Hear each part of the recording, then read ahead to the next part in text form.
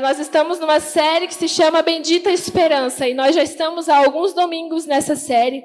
E no domingo passado, a Adriana pregou, e ela pregou sobre preparando o caminho, baseado na vida de João Batista, no estilo de vida de João Batista, trazendo para os nossos dias de hoje, a fim de que preparemos o caminho para o retorno do Senhor. E a Bendita Esperança, essa série, ela trata exatamente disso. Existe uma bendita esperança de um rei que virá. E nós temos uma responsabilidade. E se você não sabia, ou se talvez isso foi apagado do seu coração, hoje você vai sair daqui com uma responsabilidade. Você vai sair daqui com um compromisso. E o tema que nós vamos falar hoje é enchendo as taças. O papel da igreja e a oração no fim dos tempos. O tema dessa ministração é enchendo as taças. E provavelmente você já cantou essas canções que falam sobre encher as taças aqui na igreja. Nós já cantamos várias vezes. Estamos enchendo as taças, dia e noite, noite e dia, até que as taças estejam cheias. Mas você sabe o que é encher as taças? Você canta isso e você sabe realmente o que é encher as taças? E qual é o resultado de encher essas taças? E quando essas taças estiverem cheias, o que acontece? Quando as taças estiverem cheias, Ele vem. Ele vem. Porém, a igreja tem uma grande responsabilidade nisso. E hoje nós vamos falar sobre isso. Nós vamos falar sobre o nosso papel e a oração para o fim dos tempos. Abre sua Bíblia comigo em Isaías, capítulo 56. Isaías 56 e o versículo 7.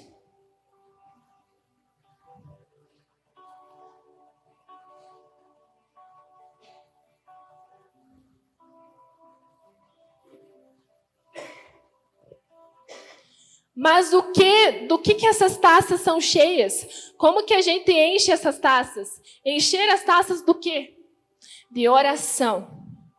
As taças serão cheias com orações da igreja, orações dos santos que sobem como incenso. Mas não é qualquer oração. E nós vamos ver sobre isso nessa noite.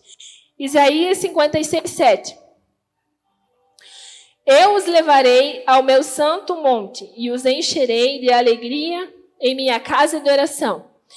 Aceitarei seus holocaustos e sacrifícios, pois o meu templo será chamado casa de oração para todos os povos. Irmãos, por incrível que pareça, desde Gênesis a Apocalipse, esse tempo todo o Senhor está fazendo apenas uma coisa. Esse tempo todo, desde o princípio até a volta de Jesus, o Senhor ele está fazendo apenas uma coisa. Quando Deus cria Adão, ele começa a ter um relacionamento com Adão, ele desce todos os dias na viração do dia para se relacionar com o homem. E ele fala: Adão, vamos dar nome aos animais. Você acha que Deus, em todo o seu poder, o Criador do universo, não poderia dar nome aos animais? Poderia, não poderia? É uma tarefa extremamente simples. O Criador do universo poderia dar nome aos animais. Em Gênesis 2,15, Deus pede para Adão cultivar o solo, cultivar a terra. Deus não poderia fazer isso? Poderia. Deus poderia dar já um solo perfeito lá, que nem precisasse ser cultivado. Mas, desde o princípio, desde Adão, Deus escolhe trabalhar em conjunto com o homem. Deus chama o homem para participar do seu plano. E vocês percebem que Deus começa a fazer isso desde Adão, desde o momento em que Adão precisa dar nome aos animais. É Deus incluindo Adão no seu plano, naquilo que ele tinha feito. O homem trabalhando em parceria com Deus. E Deus, ele escolhe o homem para participar daquilo que ele está fazendo, daquilo que ele estava fazendo. E isso está totalmente ligado à identidade da igreja como casa de oração. Embora hoje nós estejamos fazendo esse culto público, onde tem pregação, esse culto como a gente faz hoje, nós estamos caminhando para nos tornarmos uma casa de oração. Nós estamos caminhando para esse fim, para nos tornar uma casa de oração. Vocês com certeza já ouviram e têm visto quantos movimentos de oração têm surgido no mundo, no Brasil e fora do Brasil. Quantos movimentos de oração têm surgido? Casas de oração, oração 24 horas por dia, 7 dias por semana. Nós temos o F-Hop aqui no Brasil, nós temos o I-Hop lá nos Estados Unidos, nós temos o Perhum, nós temos na Coreia, tem um monte de oração, que é também orações 24 horas. Em todo o mundo, o Senhor está despertando movimentos de oração. Movimentos de oração 24/7, 24 horas por dia, 7 dias por semana. E isso começou em 1722 com os moravianos, um grupo de cristãos perseguidos na Alemanha que se reuniam para orar. E isso foi se espalhando pelo mundo. E hoje, irmãos, na nossa geração, o movimento de oração tem sido muito, muito, muito grande. Tem uma crescente muito grande. Nunca foi, em outras épocas, nunca se viu tantos movimentos de oração. E por quê? Por que hoje? Por que agora? Porque esses movimentos de oração têm se levantado ao redor do mundo, no próprio Brasil. Para que ele venha. Para que ele venha. É Deus despertando o homem para ser aquilo que ele sempre desejou. É Deus despertando o homem para o sacerdócio, para ser aquilo que ele sempre desejou. É Deus levantando um povo, uma casa de oração. Irmãos, tem um cenário sendo montado. Vocês percebem que existe um cenário sendo montado para o tempo do fim? E nós somos a geração que estamos nesse momento. Diversos movimentos de oração se levantando. Uma alta tecnologia nos permitindo propagar o evangelho de uma forma mais rápida, de uma forma mais eficiente. O evangelho chegando a povos não alcançados. Ainda falta muito, mas está indo. Está indo. Movimentos de oração estão se levantando. Existe um cenário se montando para o fim. E nós temos uma responsabilidade, nós fazemos parte disso. Abra sua Bíblia em Apocalipse 5.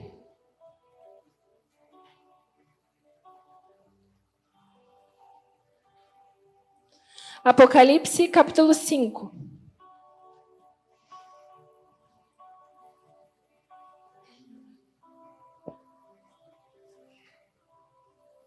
Versículo 1 mesmo.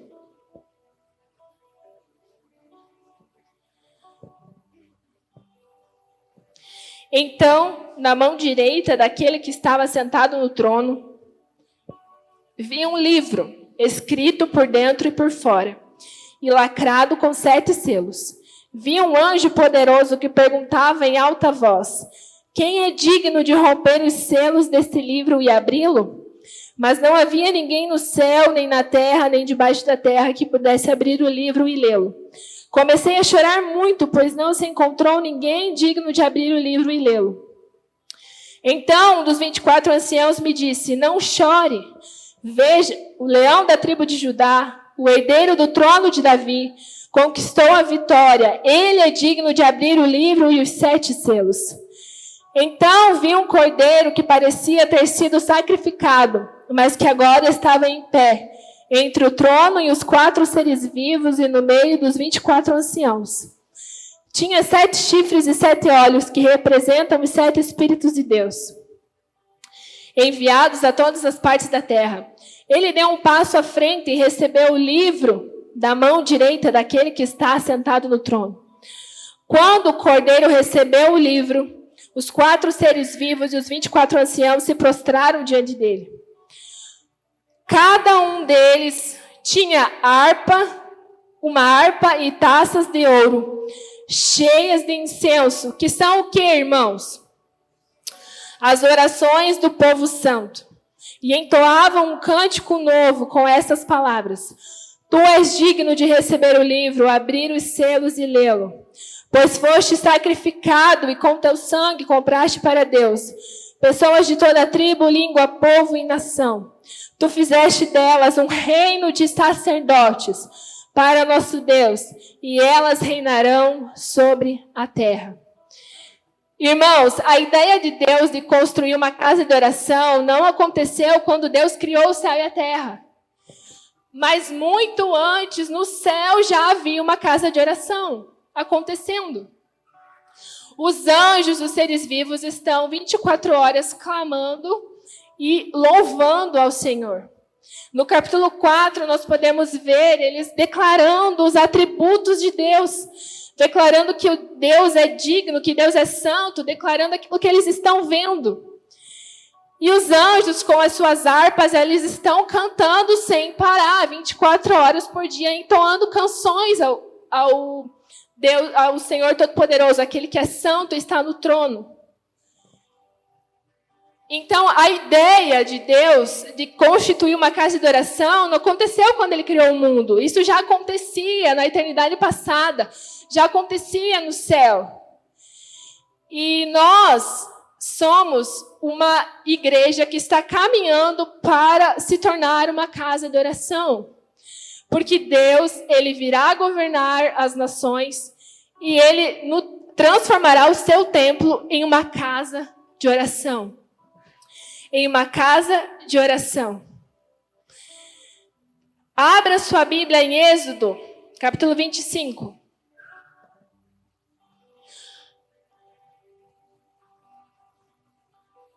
Você já vai entender o porquê nós estamos falando aqui de casa de oração, casa de oração, casa de oração.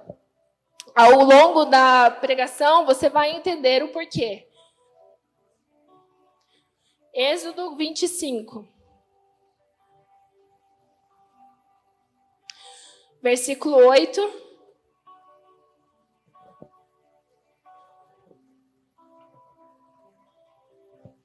Êxodo 25, 8.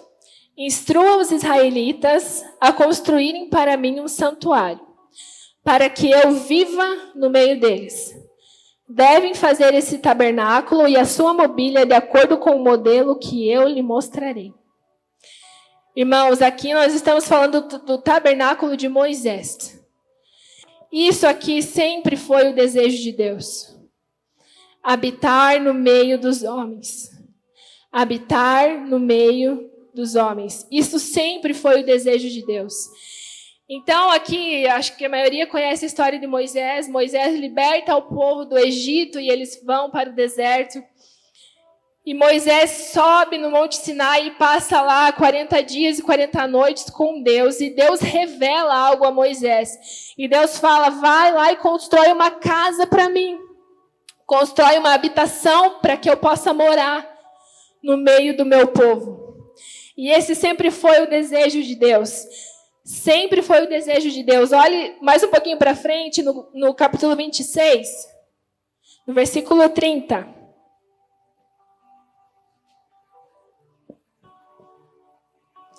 Arme o tabernáculo de acordo com o modelo que lhe foi mostrado no monte.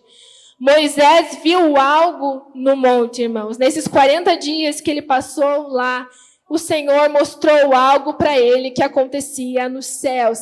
E o Senhor queria que ele replicasse essa realidade celestial na terra.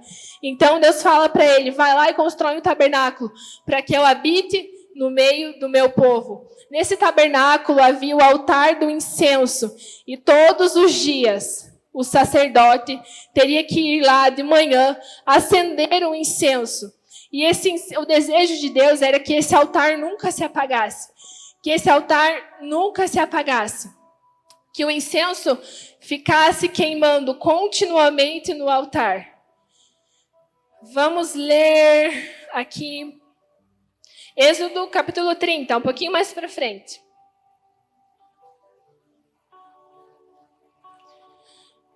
Versículo 7.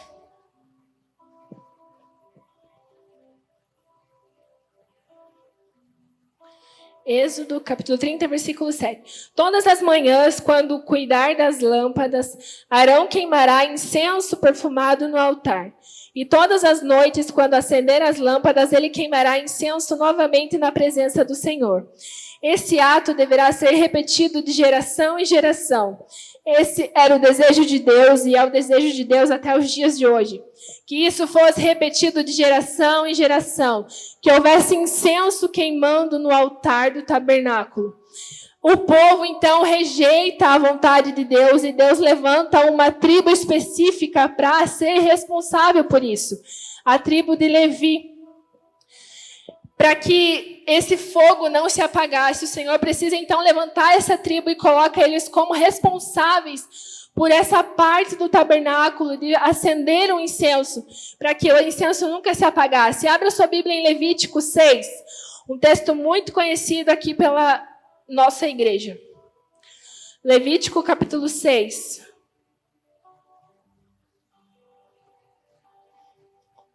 Versículo 12.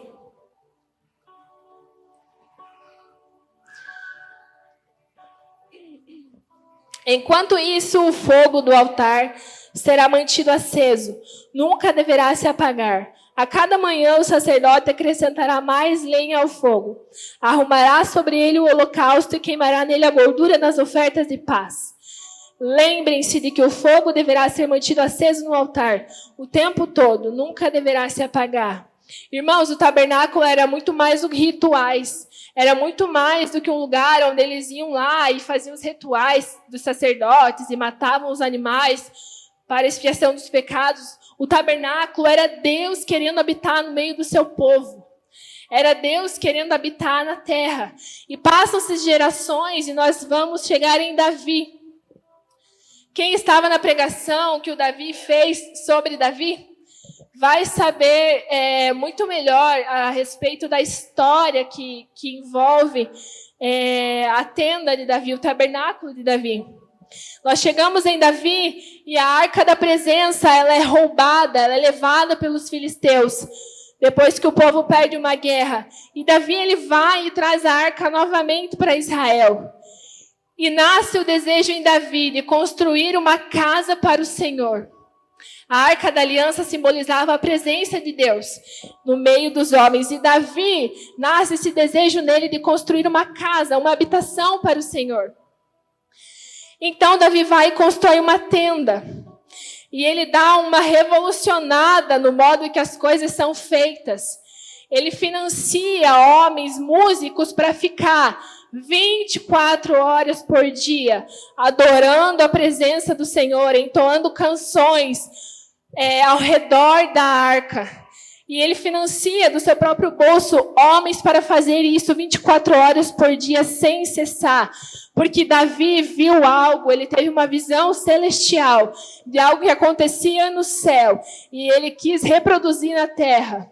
Vocês percebem, irmãos, que o tabernáculo de Moisés, a tenda de Davi, elas tinham um único objetivo, o mesmo objetivo? Então, Davi, ele quer construir um templo para o Senhor, ele quer construir uma casa para o Senhor, mas Deus fala, não, você não vai construir, quem vai construir é o seu filho, é Salomão. Então, vem Salomão e constrói o famoso templo de Salomão, e a arca repousa ali no templo de Salomão. E